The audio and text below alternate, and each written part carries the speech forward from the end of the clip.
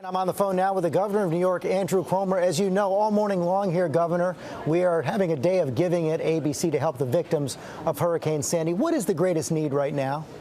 Well, we have two issues we're dealing with. Short term, George, we still have 700,000 people without power.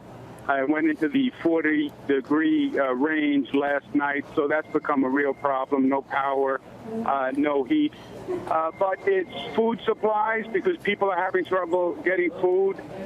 It's cleanup materials. It's trash bags. It's working gloves. It's brooms, etc.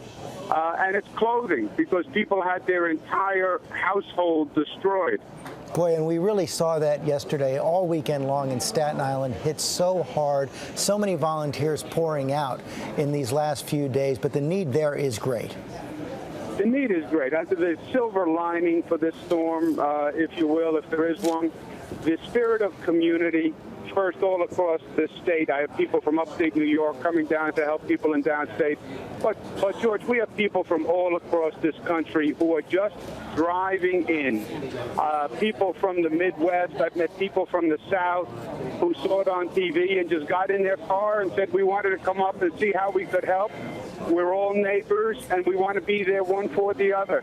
And it's really heartwarming because people feel at least they're not alone, that people care, and that means so much. We have seen that in community after community. Some concern on the day before Election Day that people are going to have a hard time getting to the polls. People who want to vote won't be able to vote. I know there's been even some talk about extending Election Day. What's the latest on all that?